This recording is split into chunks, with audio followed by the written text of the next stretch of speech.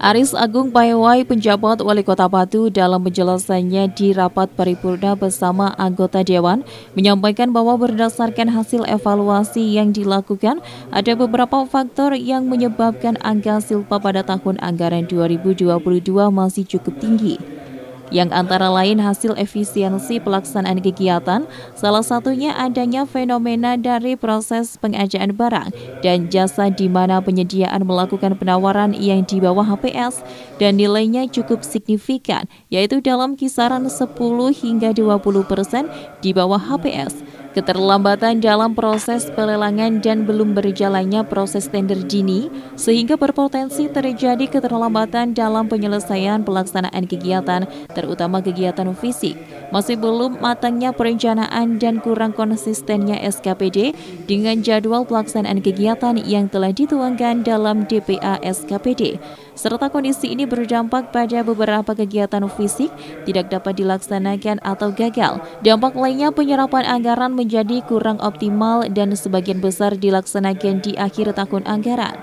Hal ini dikarenakan harus dilakukan pergeseran anggaran terlebih dahulu sebelum pelaksanaan kegiatan. Terkait dengan jadwal perubahan APBD tahun 2022, bahwa Perda Perubahan APBD tahun 2022 baru ditetapkan pada tanggal 21 Oktober 2022. Kondisi ini berdampak pada beberapa kegiatan yang sudah direncanakan pada perubahan APBD tahun 2022 tidak dapat dilaksanakan dikarenakan keterbatasan waktu dalam penyelesaian pelaksanaan kegiatan. Silpa tahun 2022 sebagian besar berasal dari anggaran yang bersifat khusus, yaitu bersumber dari dana alokasi khusus atau DAK, dana bagi hasil cukai hasil tembakau atau DPHJHT, dan dana bantuan operasional sekolah atau BOS, serta bantuan keuangan khusus provinsi. Disampaikan bahwa dana tersebut adanya dapat digunakan untuk belanja tertentu yang telah diatur sesuai dengan ketentuan perundangan yang berlaku. Sehubungan dengan hal tersebut, beberapa upaya dan kebijakan yang dilakukan guna memaksimalkan penggunaan anggaran, yaitu penyiapan kelengkapan administrasi untuk pelaksanaan kegiatan, terutama berupa surat keputusan ditetapkan sebelum tahun berjalan.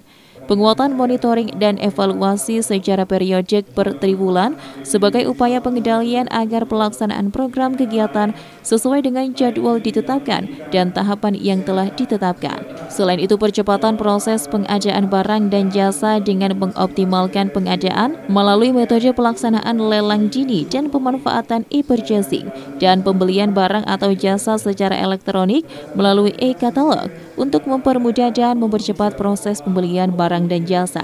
Melakukan evaluasi anggaran belanja dengan memperhatikan faktor efisiensi dan efektivitas terhadap pencapaian tujuan dan sasaran dengan indikator kinerja yang jelas, terukur, serta dapat dipertanggungjawabkan, dan menetapkan reward and punishment serta memasukkan kriteria pencapaian kinerja, pelaksanaan visi kegiatan dan penyerapan anggaran SKPD sebagai salah satu indikator penilaian kinerja untuk pemberian tambahan penghasilan pegawai, serta menggunakan silpa tahun berjalan secara terukur untuk diproyeksikan sebagai pembiayaan daerah, yaitu penerimaan pembiayaan daerah pada penyusunan RAPBD tahun berikutnya.